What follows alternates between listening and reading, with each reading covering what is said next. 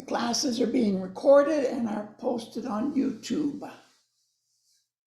This course has been organized by Amandla African Samaj and the Prout Research Institute.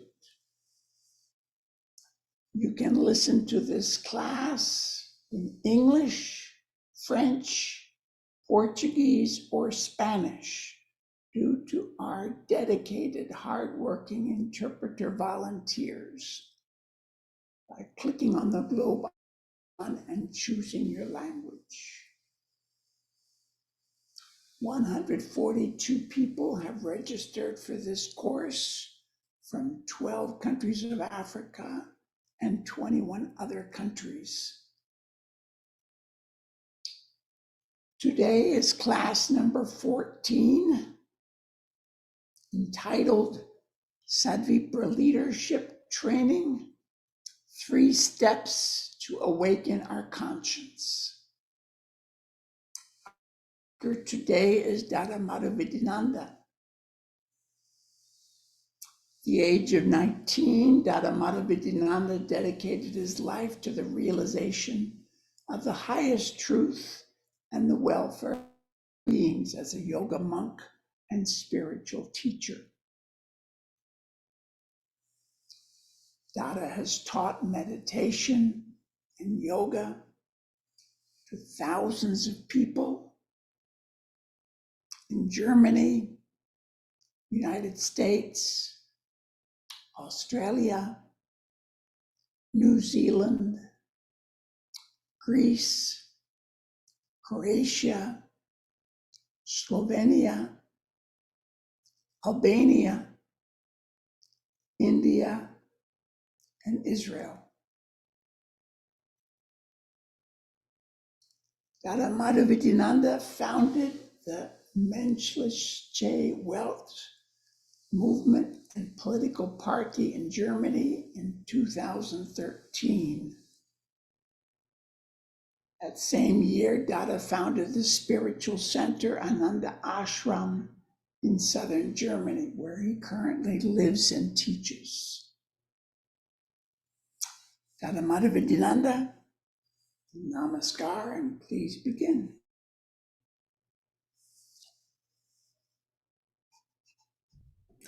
Namaskar, namaskar, and thank you for the opportunity of sharing this knowledge with everyone present here.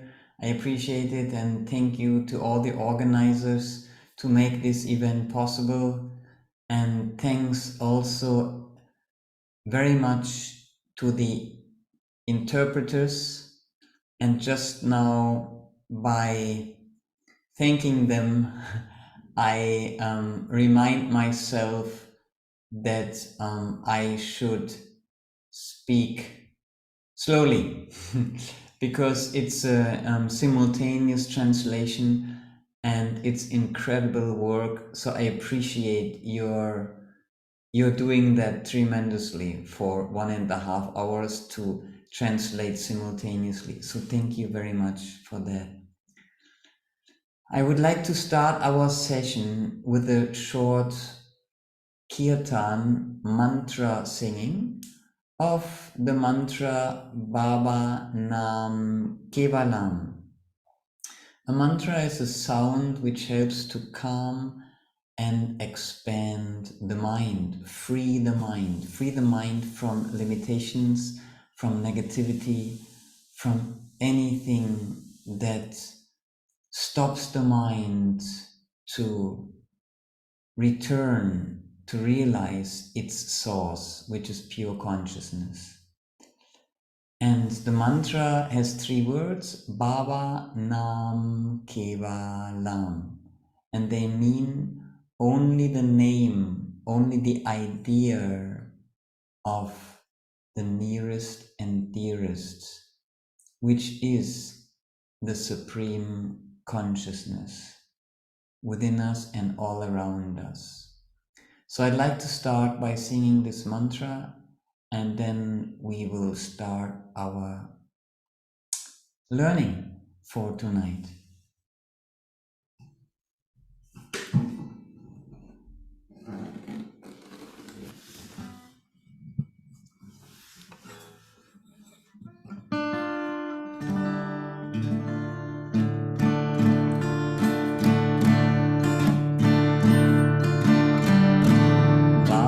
Bhavanam Kevala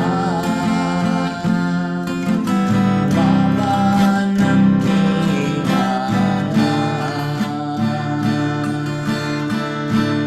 Bhavanam Kevala Bhavanam Kevala Bhavanam Kevalam Bhavanam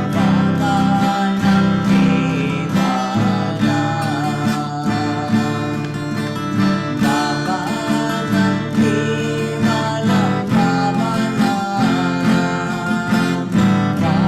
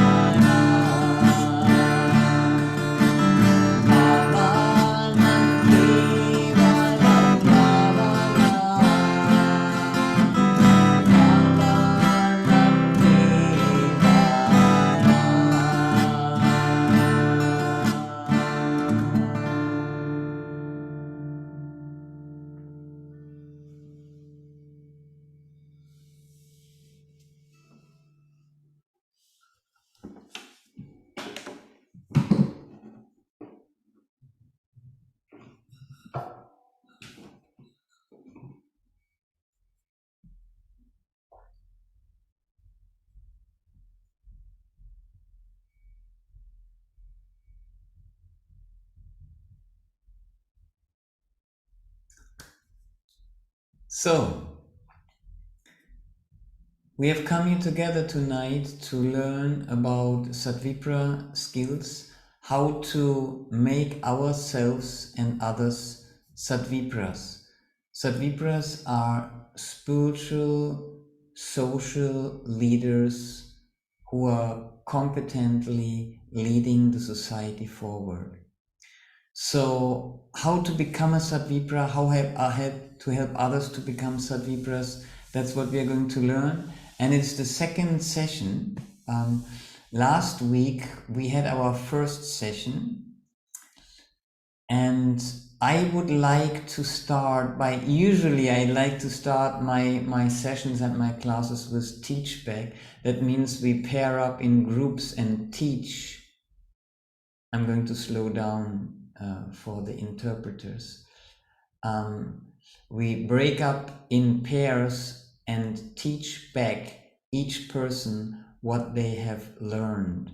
Because teaching to someone else, expressing what you have learned, is one of the best ways to assimilate it yourself.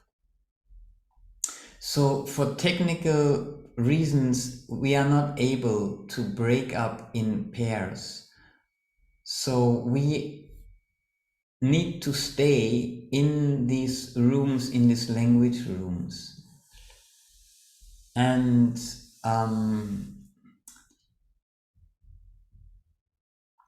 in that case, I would like to, first of all, before we start, encourage you that what you learn tonight, first of all, yes, I need to remind myself to tell you that it is extremely helpful to take notes.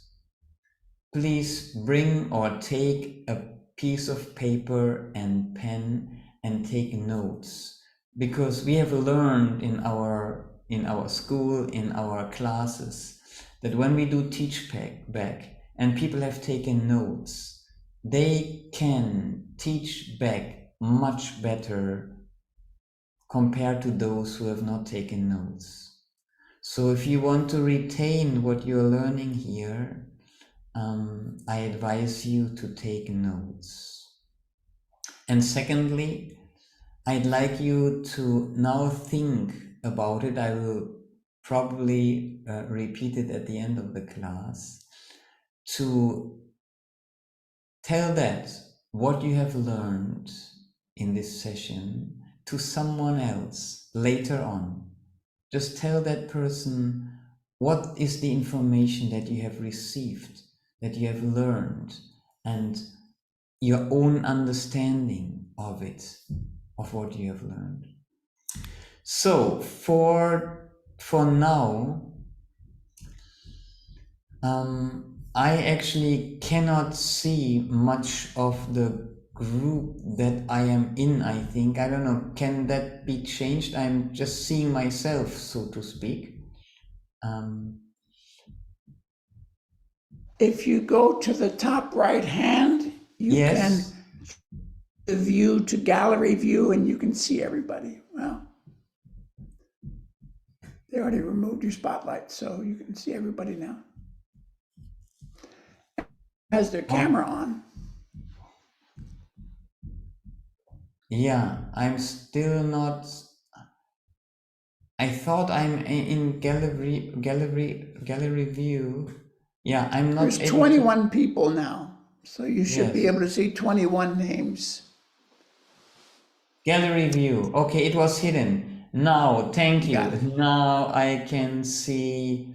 My screen is too small, so I can see only 10, 15. Only 21 people here now. Okay, so I'm seeing 15, and 21 are in the English group or total? Everybody. Everybody 21. You Okay. decide when you want us to go into the language groups. Oh, okay, we are not in the language groups yet. Okay, then I suggest, yes, let us go into the language groups now. And then what are we going to talk about in the language rooms? I thought, I see. I mean, you can that- ask a question and people will hear the question. But if we go to the breakout rooms, they can talk. So if you ask the questions you want to ask, then we go into the breakout rooms and everybody talks in their own language. They talk in French, they talk in Portuguese, or they talk in Spanish. Okay. Or English. Okay, good. Then in the breakup groups, the simple question is the main points that you have retained, that you remember from the last class. What was the important spirit, the important understanding that you got out of it?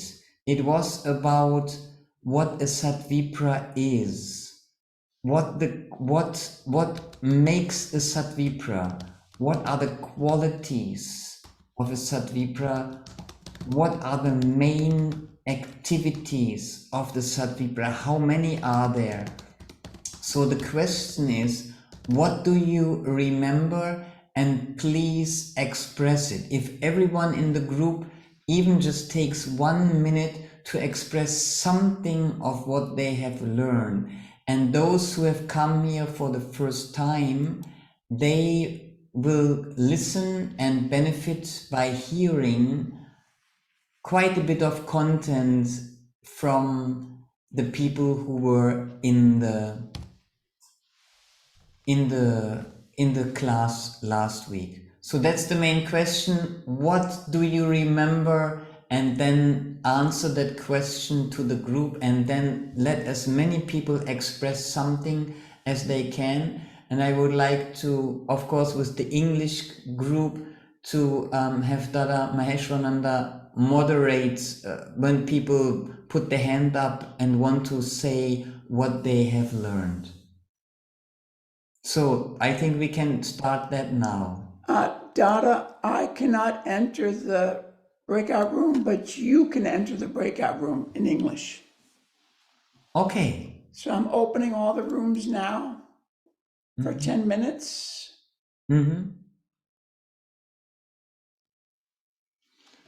All right. We're all back now. You're all back now. Wonderful. Thank you.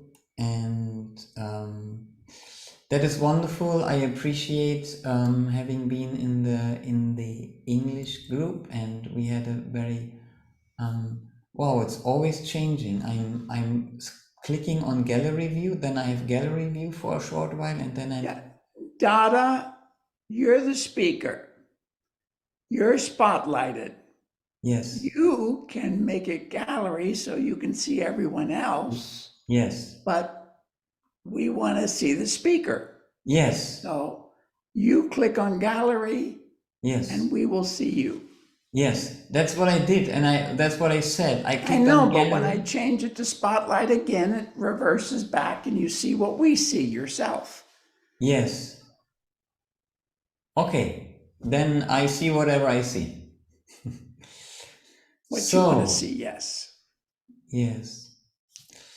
Okay, so what I noticed in my group is that I also didn't mention to take notes in the beginning of the class. So I believe that most people then didn't take notes, and that's why I would like to summarize and to review for a few minutes. Good.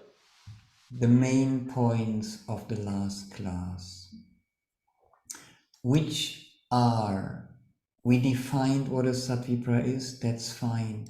The most beneficial example, historical example of a sattvipra would be for me Sri Prabhat Ranjan Sarkar or Sri Sri Anandamurti. So if you look for examples of sattvipras, he was a Mahasattvipra, and that includes having been a sattvipra. Then briefly, as a summary, what are the main qualities of a sattvipra that make up a sattvipra, that are unique? They need to be there together. And these are the main number one quality is dedication to the supreme consciousness, is devotion to the divine. That is the main quality of a sattvipra. The person needs to develop the quality of ideating on the divine while working. That means they become an instrument of the supreme consciousness. And nothing less than that quality is necessary to take humanity out of the present crisis. All other qualities of intellect, of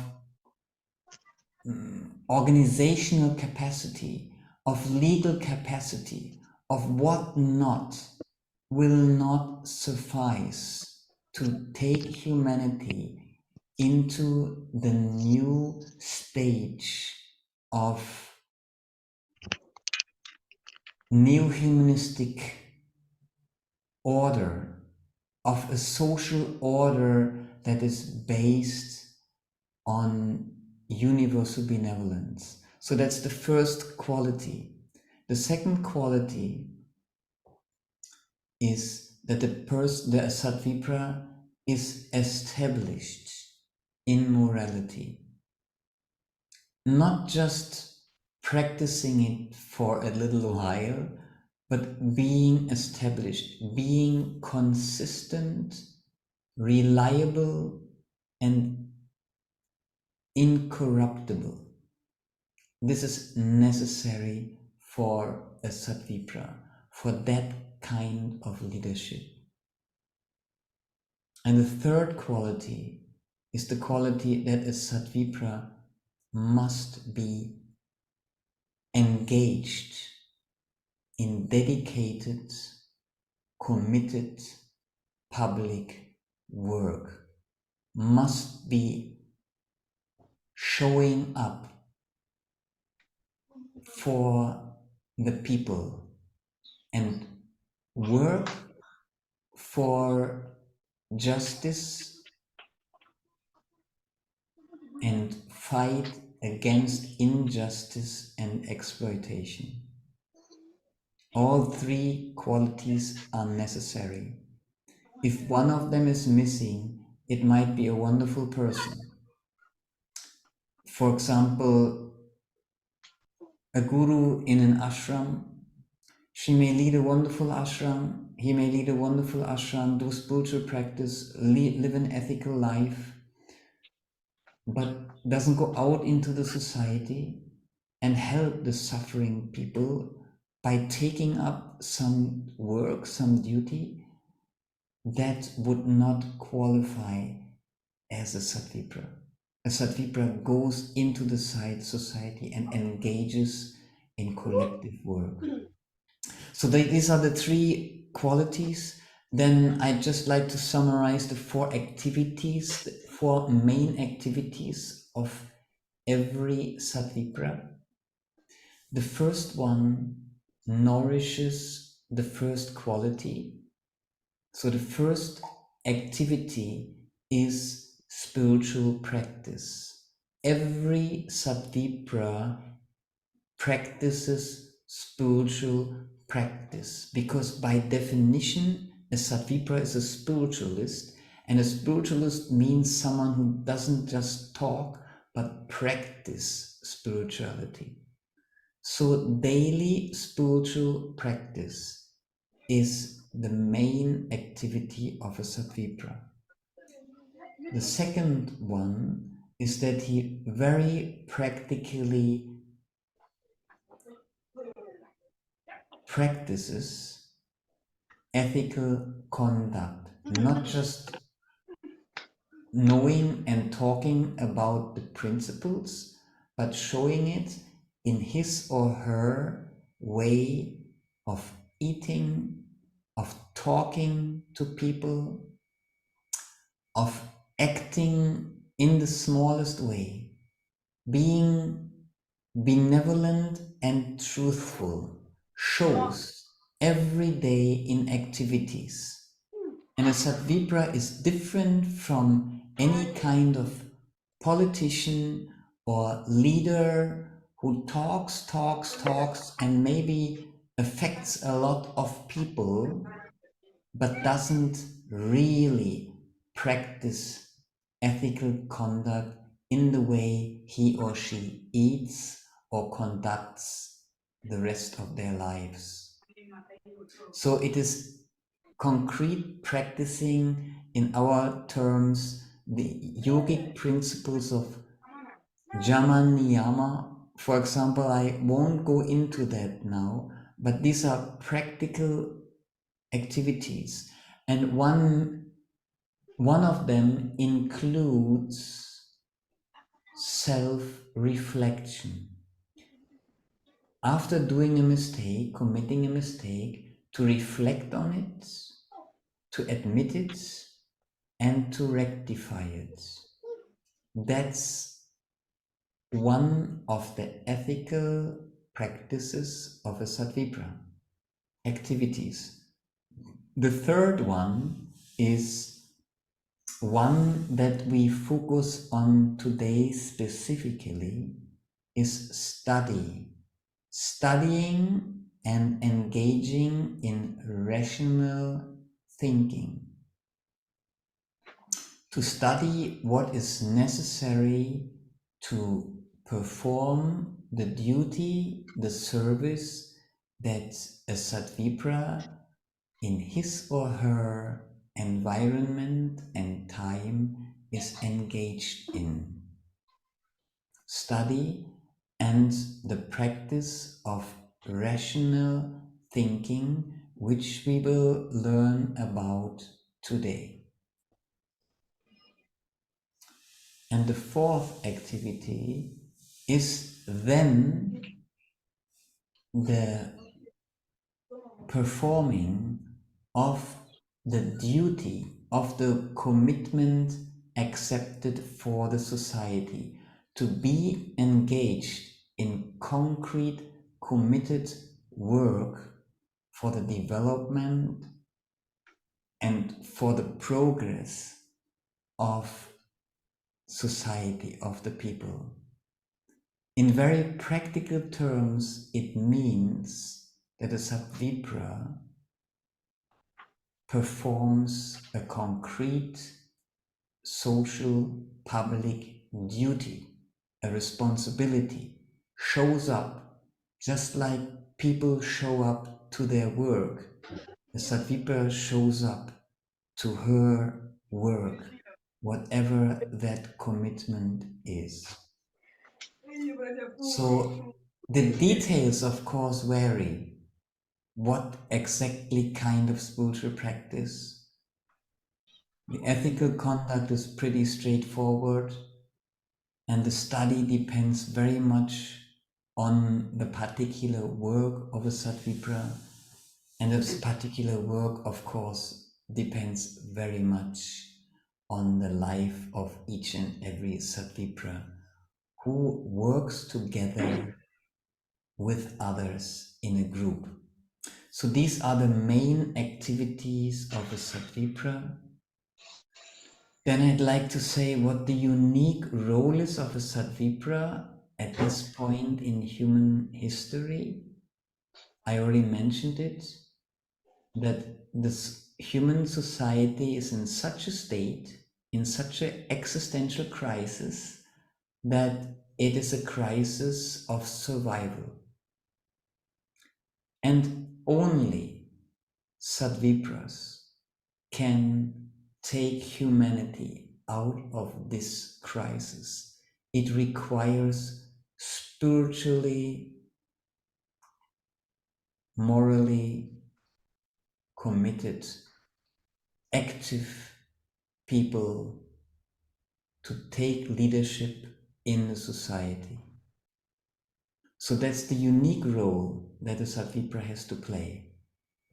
It is the sacred duty of a Sattvipra to fight against the agents, the causes of exploitation, of suffering, and lead the society on in a dynamic movement towards the next phase of their development.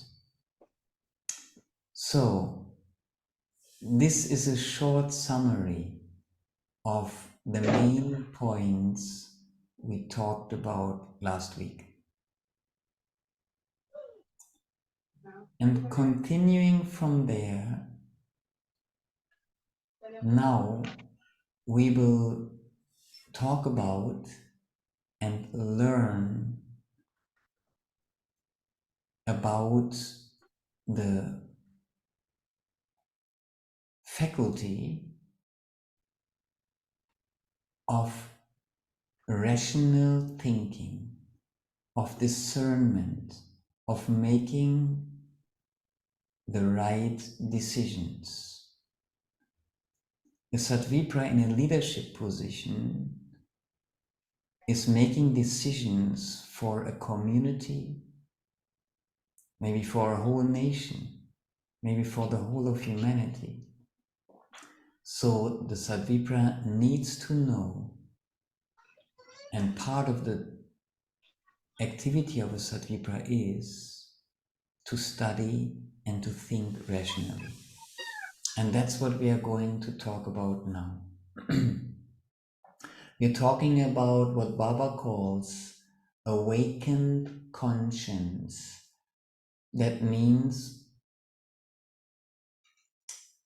the ability, the faculty of making conscientious judgments between what is right and wrong, what leads to the welfare, what leads to the good, and what leads to the harm. The process through which we gain that ability, Baba calls awakened conscience, and also we will learn more later on rationalistic mentality, the ability to think rationally. So, there are 3 steps that Baba outlines in the process of awakening your conscience. Let's get right into it. The first step is to study the issue at hand. What do I want to make a decision about? What do I need to take a stand on? So to study the issue at hand, that means to study means to gain knowledge, to gain an understanding, to gain knowledge about something. So before we get into the details of the kind of study that we are going to learn, it's important to understand that there are 2 kinds of knowledge which we can acquire or gain. 2 kinds of knowledge. One kind of knowledge is transcendental knowledge, spiritual knowledge, in Sanskrit called paragyana. And the other kind of knowledge is worldly knowledge, which is called aparagyana in Sanskrit.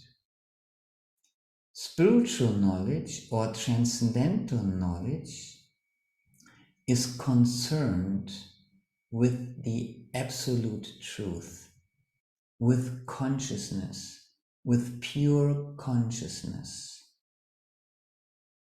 That is the knowledge of the oneness of everything, of the divine. In that realization, in that understanding, in that sphere of consciousness, of pure consciousness, of the transcendental, there is no duality, there is no exploitation, there is no injustice. There is one infinite blissful flow of consciousness. And that kind of knowledge we attain through specific spiritual practices. The second kind of knowledge, the worldly kind of knowledge, is the knowledge about the manifested world where consciousness is manifested in the creation. Everything from cosmology to microbiology and physics and history and astronomy and health and legal science, humanity, languages, all that wonderful world of manifested consciousness falls into the sphere of worldly knowledge. And this is the knowledge we are going to talk about now. The steps that we take are concerned with the worldly knowledge, not with the spiritual knowledge. For the spiritual knowledge, we need a different kind of processes. For the worldly knowledge, to understand about the universe, how is the universe made up? What are the smallest particles made up? How does the human mind work? How does the human society work? How do we benefit plants? How do we take care of our house plants? How do we take care of the education of our children, of their health?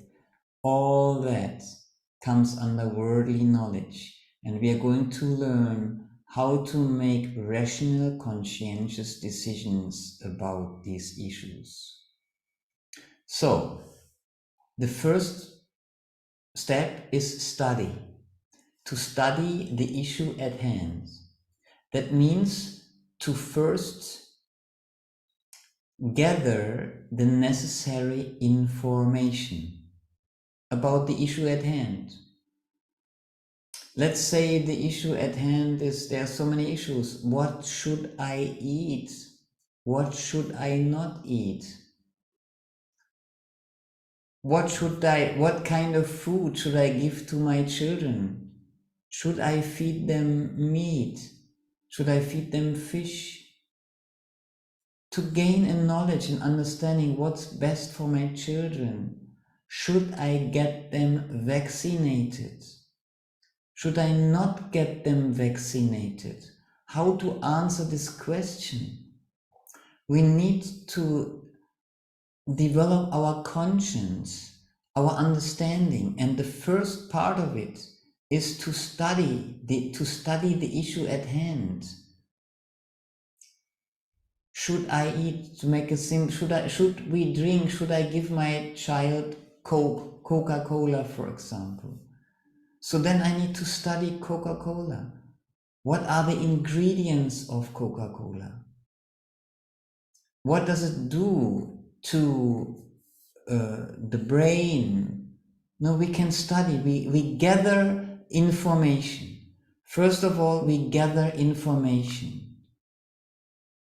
What's in the vaccine that I'm supposed to give to my child? What's in there? How has it been tested for its efficiency and safety? It could be, it could not be. To gather all this information, to gather information is the first part of study.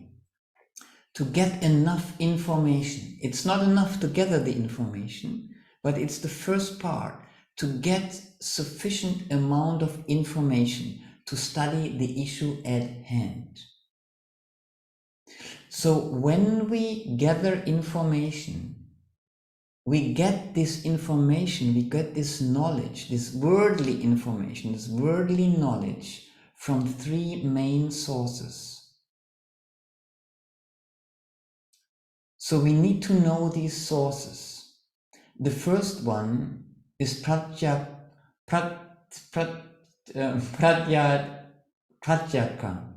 In Sanskrit, sorry. It means direct perception. Through our direct perception, we gain information. You drink a bit of Coke and you have a direct perception. It is sweet. It is sweet. It has a sugary taste and it is carbonated. That means it is your direct perception. And so after drinking it, I feel a little bit more agitated, for example. It's your direct perception. That's the first source of your knowledge, of your study. The second one is inference. You don't perceive it directly. You don't perceive it directly. But you observe something, and after the observing, you infer something. So for example, when you observe someone drinking something and the face goes like this, then you can infer that it's probably bitter, could be. Particularly if you observe it from a person like your child, where you know how the person reacts when it is bitter, or person drinks something and you see a big smile, and then you can infer it's probably delicious, sweet taste. I look out of the window and I see some smoke there, some smoke. Seeing the smoke, I can infer that there's a fire nearby. It's my inference. I don't see the fire. That's the second source of knowledge. It's inference. And the third source of knowledge is agama. Inference in Sanskrit is called anumana. And the third one, agama, means authority. That means to hear from someone. Someone comes into my room and tells me there's a fire next door. So I don't smell anything, I don't see the fire, I don't see the smoke. I just hear it from an authority, from another neighbor who tells me that there is fire in the neighborhood. Or a person tells me, oh, Coke is really very, very sweet. Or I read it in the description in the internet that Coke contains a lot of sugar, it's sweet. So that's agama. These are the three sources of knowledge that we have to gain our worldly knowledge. The thing is, with all three sources, and we won't be able to go into detail for the service of the time, we all know that all three of them are valid and imperfect. Dada, excuse me, you had direct perception, you had authority. What's the third one? Inference, anumana. Thank you. Inference, to infer, to think things for yourself also. So all three are imperfect. How often have we learned that our perception was not correct? There can be so much illusions, no? What is it called? Optical illusions. We may see water somewhere in the far, but actually it is not water. No, it is. We see water, but it is not water. It's a reflection of something else. And inference, people tell us something, we infer something, and later find that the inference was really not correct. And authority so often is flawed. Sometimes intentional, sometimes due to change of place or of time.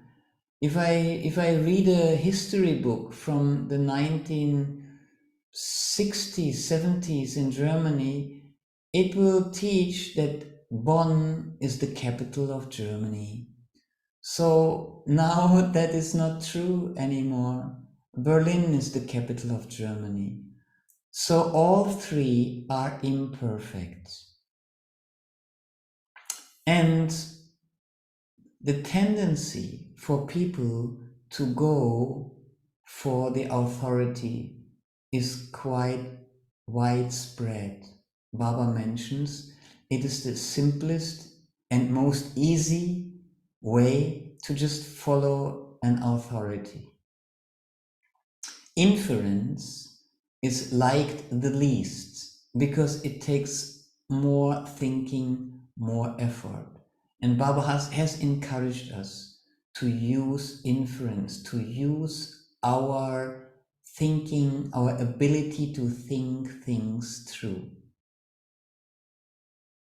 So while studying, we need to remember that these are the three sources.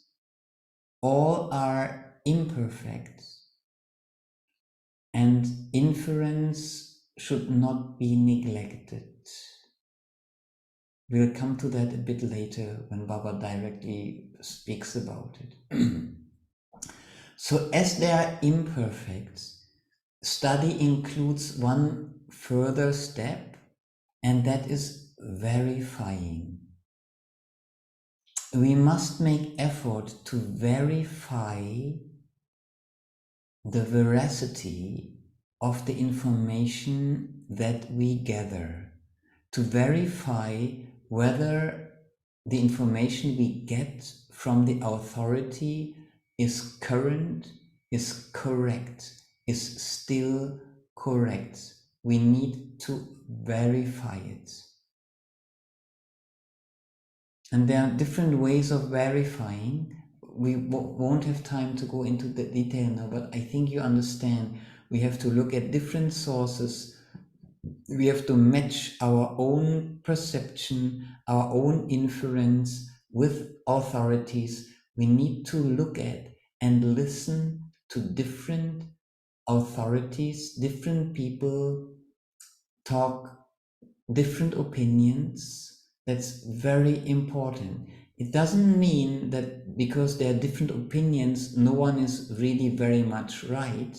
It doesn't necessarily mean that, but it means that there are different opinions, and for me to make a conscientious decision, I need to be able to understand all these opinions and understand which one I understand gives the most rational, valid information. Yes. So, someone just tried to get into the room. Yes. So, the second part of the study, the first one is to collect enough information and then to verify the information. We need to verify it. And then, what is of course important is to fully understand the information, not just to gather it and have it like basically, okay, here's all the information, I verified it. What does it mean? Do I understand what it means? What it means, the sugar content in the Coke, for example?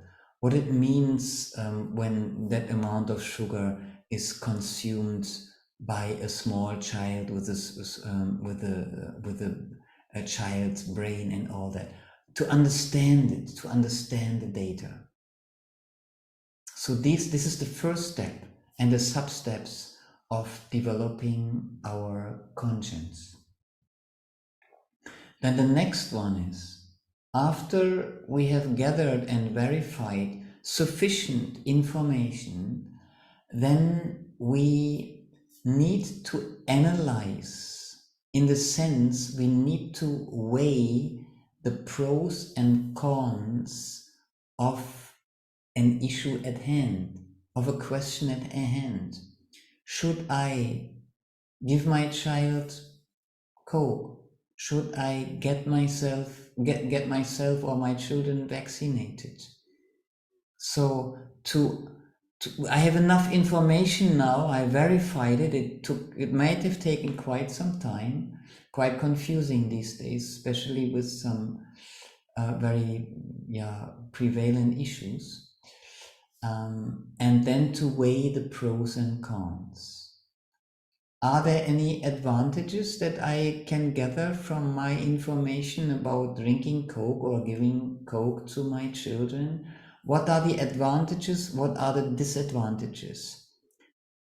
What are the benefits and what are the harmful aspects of this issue at hand? So with Coke, for example, what are the harmful issues? This sugar, what it does to the child's brain? What it does to the purifying organs and all that? All this I need to gather to list the disadvantages you could see, and but you also have to look at the advantages. Are there some advantages? No, I had this discussion before in some class about awakened conscience, and we had this example, and someone gave one of the advantages is that it is proven to reduce or to cure diarrhea. So if someone has like acute diarrhea and doesn't have anything else in the house, it might be of enough advantage to drink Coke to reduce the diarrhea or to cure it. It could be.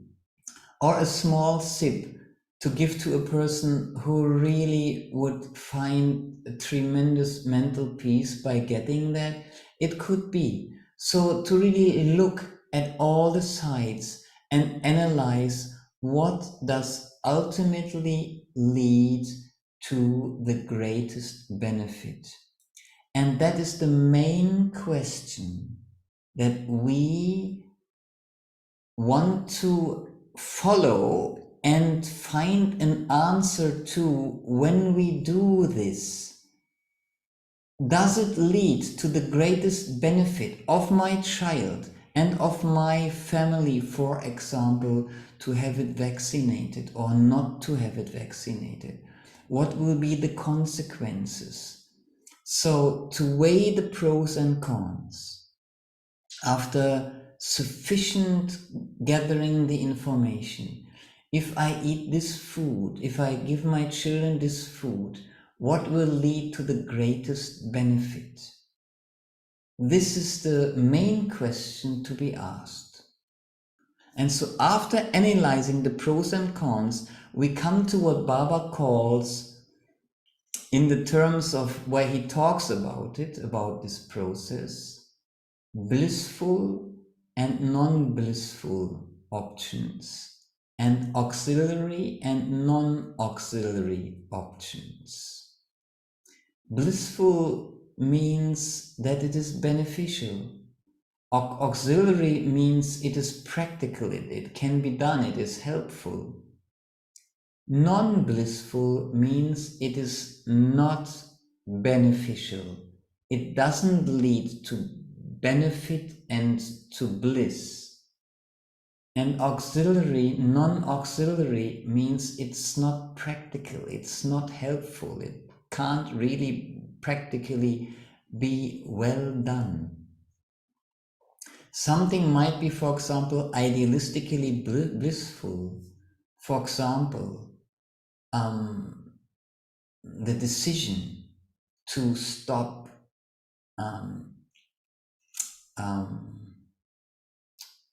industrial, how do you call this, Massentierhaltung in Germany, this the industrial raising of dairy animals. It is definitely a blissful option to stop that from one day to the next. Millions of animals will then stop suffering. But to do it from one day to the next would not be an auxiliary option. It wouldn't be possible and it wouldn't be practical and helpful because the population would not accept it properly, and so there will be a revolt and this and that. So there are different options that we look at, and we want to go for the blissful auxiliary. That means it is beneficial and it can practically, helpfully be done. And so there we may say, to give my child Coke, now if I give a small glass, it might lead to the greatest benefit of my child. It may also not. It may be a non-blissful auxiliary. It may not. It may just make it worse. I don't know. So, and there are many issues like this. So then there are some issues where we say to stop industrial animal farming should be stopped as soon as possible. To stop it tomorrow would be a blissful non-auxiliary. So it is a good idea, but we need to work on it and we need to give it a time frame. So that means the full implementation of this idea may take some time. It's the same with some kind of energies, nuclear energy, nuclear fusion. It's a wonderful idea. It might be available perhaps in the future. Just now, we can't immediately apply it. As an example, it just comes out of the top of my head. So there are the possibility of blissful auxiliary. That means it is good and practical and can be done immediately. Then there's blissful non-auxiliary. That means it is not good at this stage, even though it could be done and it could practically be done. And then there's non-blissful auxiliary. That means it is not good, but it could be done. It could be like a quick fix or something, but it wouldn't lead to the greatest benefit in the long run. And then there is non-blissful, non-auxiliary. That means it is not beneficial and it's not practical. It's perhaps something that we say is something that we should not do at all. So these are different options. We will see in the time if we can go into some detail of that tonight. If not tonight, then we'll do it in the next session, in the next class, because that relates to 8 universal criteria, characteristics of rational thinking. So we may have time tonight, but it may be that we need to do that in the next session. So this is the process of analysis. We analyze the pros and the cons, and then after analyzing and we feel we have enough information and we have thought it through well, ideally taking the help of others as well, making a collective process out of that, which would mean there's more than one perception, more than one inference available, and more than one authority in my small group of making the decision. So that's very helpful. So if I come with my spouse, with my husband, with my wife, and maybe my parents, who are the grandparents of my children, I come to such a well-founded, educated, studied analysis, and I arrive at a point where I can say, now I can take a stand, now I can take a decision. Yes, I take a decision in favor of eating fruits and giving fruits and roots to my child as the main source of nutrition. That could be. I studied it, I looked at the authorities, I have my own perception, and I have my own inference, and we have. So I've arrived at the decision. I can say with my conscience, I've done all I can. I've done all I can with my conscience and in my collective group to decide, yes, I will vaccinate my child in this case, or I'm not going to say either here, or I've come to the conscientious decision after studying sufficiently.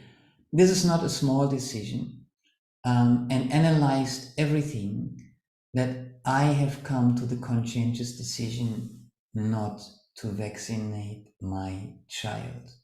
So then I can say, I can sleep with a good conscience. And if tomorrow I receive a new information, then I'm open for that. It is a continuous process. Rational thinking is a continuous, open-minded process.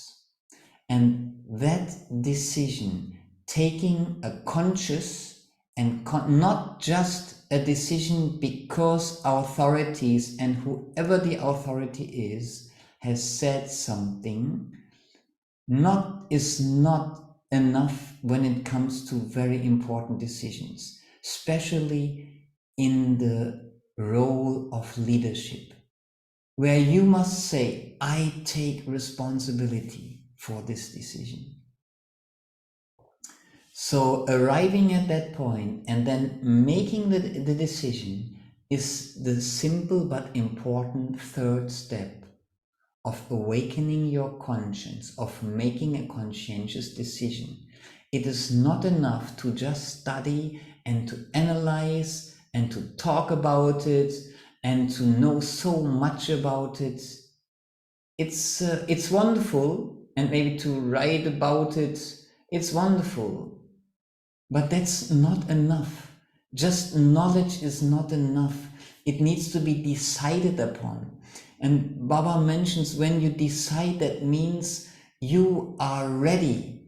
You're ready to take the steps of support or non-support, of supporting it actively, implementing it from this very moment. So this decision is not just a passive intellectual extravaganza, but it's a practical decision which leads automatically to your next thoughts, to your next words, and to your next actions. So it is this important third step. It is sometimes not really identified so much as an important step, but it is an important step to stand by your conscience, to stand on it, and to let people know, I'm standing on it. In my last session, I gave so often the example of Baba. No, he stood on it. He lived by it, by the non-compromising fight against the caste system, for example. From the very beginning, he was vocal about it, and he created an organization about it, and he created instructions in his revolutionary marriage about it, and he took organizational steps about it. This is what it means to take a decision. He took a stand, and he showed it, and that's all his life. So this is the third step of awakening our conscience.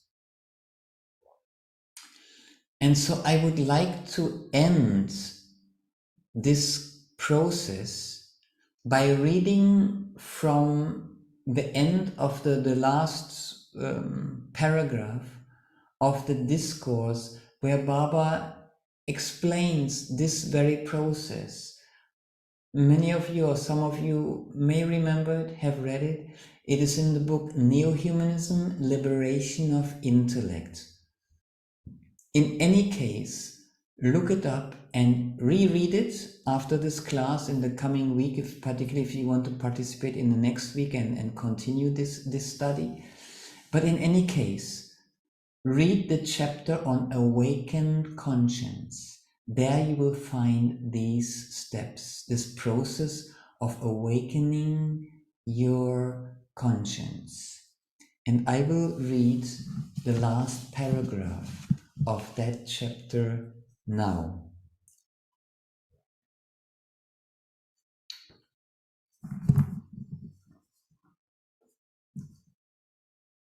So this is a quote from Baba's discourse now, Sri Prabhat Ranjan Saka. Many people have come into the world who, by their cunning, have instilled various dogmas in people's minds. I'm sorry, I'm surprised it has become a bit darker in my room, and I'm surprised that I'm needing some effort to actually read it, what before I could read easily in a different light.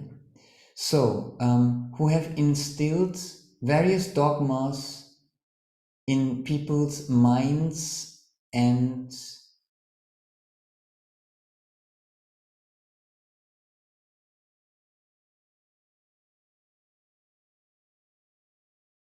exploited them in various ways.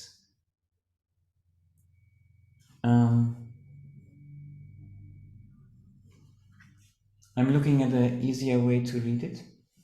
Ultimately, the greatest necessity to fight against them is your conscience. The greatest necessity to fight against these people is your conscience. I have already explained to you what conscience is. You must keep your conscience ever vigilant. You must never merely applaud after hearing others' words or reading books. You must not give undue importance to any person or theory. And then I'd like to skip one paragraph, also because of my reading is a bit difficult, but I'd like to end with the very last paragraph, the last few sentences. Keep your conscience ever vigilant. Develop a firm, rationalistic mentality, and no one will be able to deceive you by their geo-sentiment. This rationalistic mentality will provide you with sufficient inspiration and strength to fight against social sentiment, ordinary humanistic sentiment, and pseudo-humanistic strategy. You will not only gain vocal strength, but become strong in all respects. So, dear brothers and sisters, I think here you hear about the significance of awakening our conscience.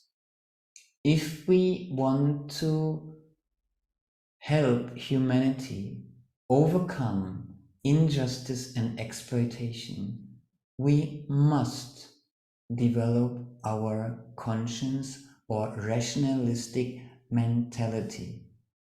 Sometimes it is looked upon as something like, the person is just too much rational. This is not meant. Rationality does not mean dry just information. Rationality is based on benevolence, is based on truthfulness. It is flowing out of the heart, it is flowing out of the soul. It is not something negative to use our intellect, to liberate our intellect, to use the ability to think things through. And this is a Satvipra course. A Satvipra must develop this faculty of rationalistic thinking, of thinking things rationally through. And the way to do that is to learn how to think rationally and to study accordingly.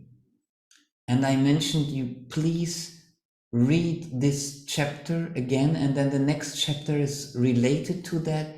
The whole book on neo-humanism will help with that also. So in this way, you can constantly practice your ability to think things rationally through. And this is part of our daily activities as a Sattvipra.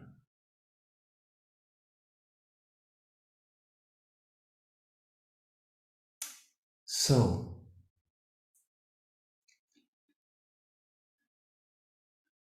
as this was a lecture and you took notes, then now I'd like to invite questions. Did you take note of some questions, whether it was a mental note or a written note? If you have some questions, then now is the time to ask them. I think Dada Maheshwarananda will have the overview and will be able to see or in the chat, and then we can do questions and answers now. Yes. So for now, I thank you for listening so patiently and so attentively. And now we can ask and answer questions. Namaskar, Dadaji. Thank you for the class. Thank you. Sister Guruvati, who does medical research in France, she writes, I observed that during the COVID period, many people seem to have lost I am sorry, so I much. cannot hear you. I could not hear the last few seconds. They seem to have lost all discernment because of their fear. Even after seeing the images of the hospital emergencies, they refused to accept what was logical. No longer wanting to think for themselves. How do you explain such a collective state of mind? Isn't fear one of the causes of the enslavement of populations? How can the human intellect be liberated from fear? Yes, thank you. Fear infects, numbs our ability to think things through, to think rationally. And fear is being employed to keep people subjugated. Religions have been doing that since the very beginning of their existence. Infused fear complex, inferiority complex. So the question is, your question was how we can liberate our mind specifically from fear. There are, in terms of fear, it's a very specific issue. The answer that comes to my mind is that there can be an answer, and there are answers through the liberation of intellect. That is true. But with fear, there is another method, which is the most powerful one, which is more than employing the intellect. The intellect is one faculty of us, of ours. There are more faculties. And fear requires another kind of faculty to overcome. And that is the faculty of ideating, of surrendering to the supreme truth, to the divine, to the ever-present consciousness, to endeavor with our minds to go with our thoughts and with our feelings towards the ever-present divine consciousness and surrender to it. And if we do that, we find that our mind goes into an experience, an understanding which loosens fear, which helps fear dissolve, which helps us free from that impact of fear. So that is, it comes to my mind because Baba many times repeated that this is the main and best practice to overcome fear. There are practices on the level of intellect that also work, And one of the practices is the practice of pariprashna, of asking the right questions. Just really going into it. What I'm thinking about something, is that really so? Is it true? Is it true that I need to be afraid in such and such a situation? But it's a process that involves quite a bit, and I wouldn't be able to go into detail. As you referred particularly to fear, I would for now answer your question by saying that the best way to liberate the mind from fear is through surrender and spiritual ideation. Yes.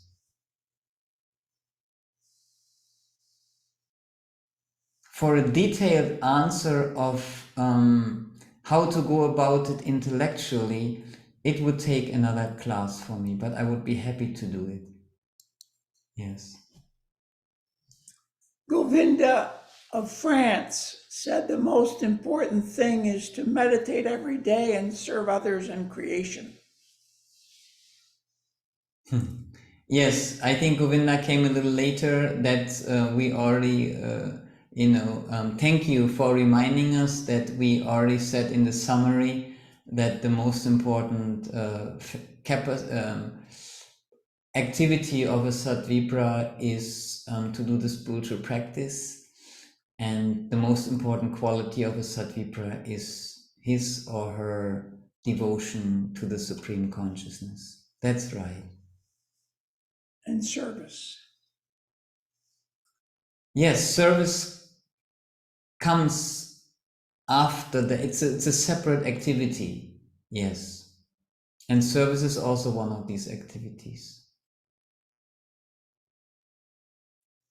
Yes. Are there any more questions? Not at the moment. Wonderful. Wonderful. I take it that then maybe many of you have been able to really follow well what we discussed, and I appreciate that very much. So it is 8 here. My local time is 8:30. It's basically the ending time of our session. In respect of everyone, I would then keep it with that and do the details of this analysis in terms of what makes up rationalistic mentality. What are universal criteria with which we can measure if something is rational or not? There are some concrete criteria. Like there are some concrete criteria with which I can measure that a chair is safe to sit on or not, or that a car is safe to drive on or not. There are similar characteristics of rational thinking, of rationalistic thinking. What are these qualities of rational thinking? So these we will learn in the next session. Plus, intellect, as I said, is one function, one faculty of our incredible human mind. There are more faculties. What are these faculties, and how does a Satvipra utilize all these faculties? How do they play together? And how a Satvipra knows how to harness the different three main different faculties of our minds, which is really a necessity for a Satvipra. It is part of Baba's teachings in New Humanism, so it comes directly out of this knowledge of Baba, and that will be the topic for our next session, next Saturday. So with this, then I would like to end it with a short kirtan. Is that fine, Dada? Are we at this point now to do that? Sure. Wonderful.